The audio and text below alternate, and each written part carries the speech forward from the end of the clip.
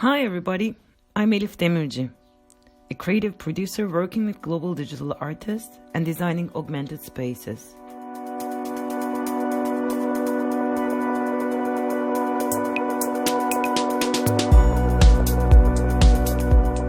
I'll try to explain 5G impact on creative fields that I've been working on. But first of all, I'd like to remind you that my background is a content development, which helps me to understand the journey of technology in the field of content.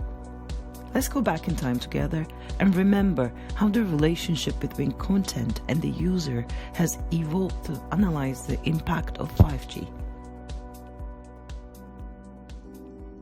When the internet first emerged, what we called Web 1.0, it was defined as a corporate service, sharing content directly with users without interaction. However, when we switched to the Web 2.0 era, it was obvious to see that the user interaction with content. From now on, user is creating the content, affecting it, changing, giving feedback, sharing, and even creating an economy top of it. The Web 2.0 era has transformed the creative industries by influencing how we consume and produce the content. Data is now a tool where the internet users express themselves through production methods. Thanks to this information network created today, all of us find a way to interact with various forms of content. While it became easier to reach the user, a new era started with the aim of establishing networks, analyzing data, and creating strategies accordingly. Of course, 5G also heralds a revolutionary era in real-time data sharing for the establishment and operation of these network structures in all creative industries. So, how are the creative industries affected by all these changes? Let's dive into augmented spaces defined by Lev Manovich in 2002. Although culture and art are not traditionally associated with technology, creative industries have always been significantly influenced not only by 5G, but by all the technological advances experienced in the last 20 years. With this effect, we witness several technology projects that art and science cook together. But how about displaying the content? Screens, projections, or extended reality glasses? Let's see how it has developed since then to understand the way of my thinking. Historically built settings almost always featured ornamentation, text, for example shop signs, and images, fresco paintings, icons, sculptures. Think about churches in the most cultures. But later, dynamic content visualization as a new phenomenon emerged with digital screens, projections, and for sure augmented reality right now. Lev Manovich defined this dynamic content phenomenon as augmented space, which is a physical space covered with dynamically changing information. If you remember, actually 1990s were the years of virtual reality. We were fascinated by the new virtual spaces that come with computers. With the formation of virtual reality, the physical thing started to become useless. Practical applications of media began to be a new agenda in the early 21st century. That is, the physical space filled with electronic and visual information. Video cameras are now placed almost everywhere. It emerged from military or government surveillance device. While video and other surveillance technologies were collecting data, cell space enabled this data to reach the user. Screens are now more visible in the public area. Architecture has turned into a dynamic field of knowledge. Of course, the physical space has long been increased by images and graphics. The only thing has changed is the fact that the image has a dynamic data carrying capability. Manovich calls this data space. video cameras collect data, transfer it to phones or track phones and transfer them to public screens.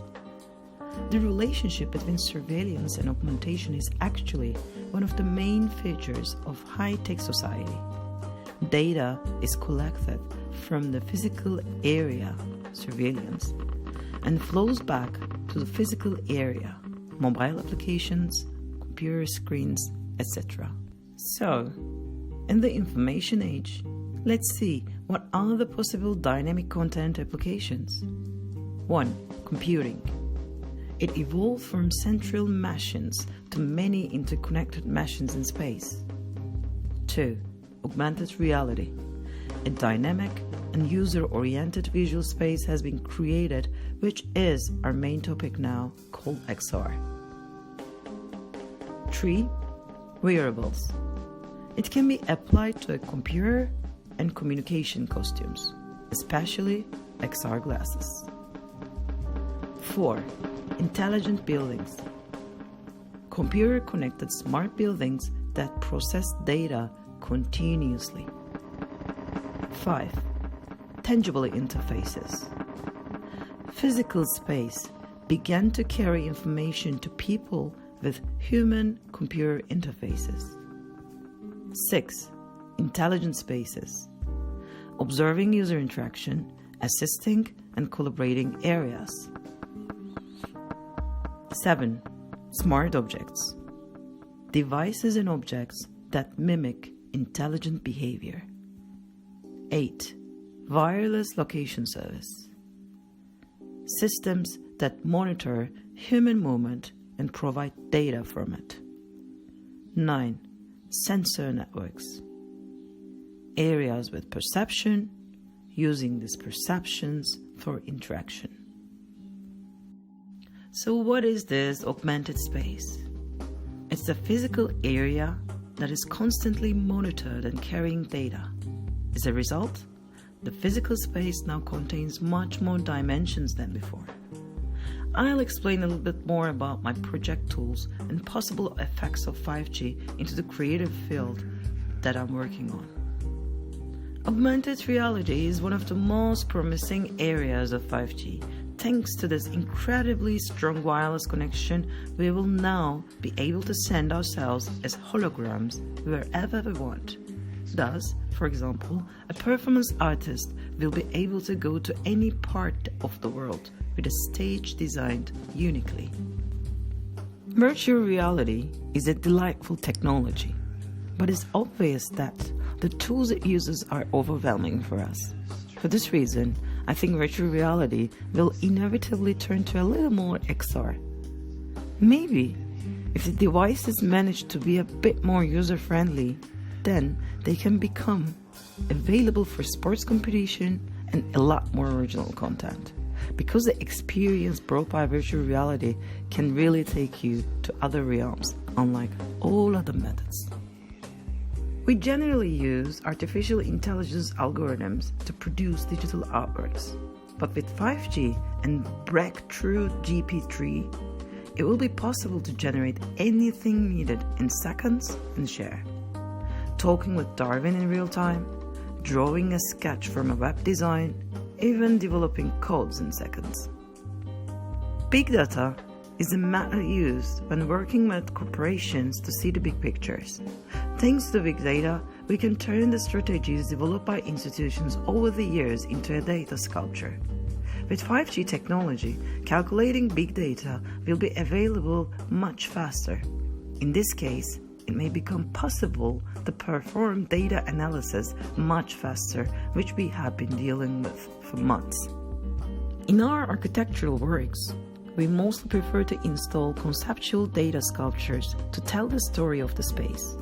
But with 5G, data access and transformation of these data sculptures can be much more interactive and real-time. Moreover, while we use screens or projections to show these sculptures, it will be even possible to construct a more augmented space with the XR experience. Lasers are fascinating tools for entering a space or creating a fantastic sense inside. It can predict how much laser we need with 5G, but XR can perhaps create the same feeling for this reality. Or, while using pre-programmed laser at this stage, with 5G, we can convert these lasers into data-driven installations. Immersive space is now a strong concept that 5G has the highest promise. It's a very hard task to create immersive space by placing thousands of projections appropriately so far. But with the future provided by XR and VR, actually creating an immersive space can be much more or less costly and troublesome than before. It may even be possible for us to take you into an area that covers completely with just one glasses. It is possible for 5G to create a lot immersive spaces in this sense, which is very promising for any digital artist. Interaction may be in its golden age right now. Especially with 5G, the interaction of sensors with each other will become so efficient that even we are often surprised at the results.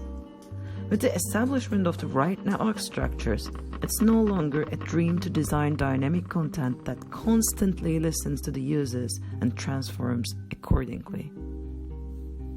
Today, we are experiencing very serious advantages of being in a network, both in terms of working practice and where production is carried to the field. Especially those who do business in digital have the chance to work globally, the borders are narrowing, and it's easier for people from different cultures to courage projects together. We are no longer limited to laws of reality and physical form. In digital, the scene can be multidimensional, a place where you are completely tested with your imagination.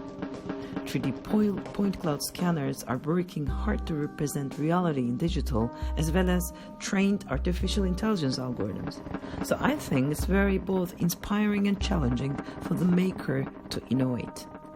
For the audience perspective, it is necessary to be open to new habits so that the experimental field will uncover itself. Just think of expectations from a book. At that, you can now see the characters in the book, talk to them, and influence the adventure together. That is stepping into an unlimited realm of the digital.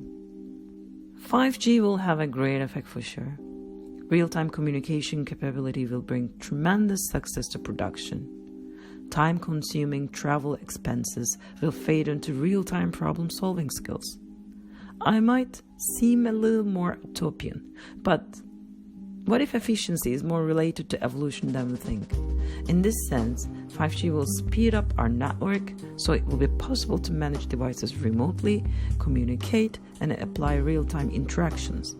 I can say that 5G is required since my job is global and online. So it's an amazing possibility to be able to work with creative technologists from all over the world.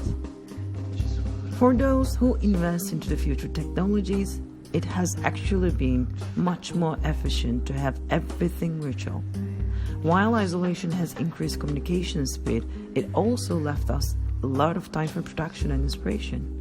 Frankly, I understand very well if anyone asks for quality of face-to-face communication, but sometimes time can be a more valuable concept. There's a serious transformation ahead of us, and those who can adapt as we live in every evolutionary process will survive.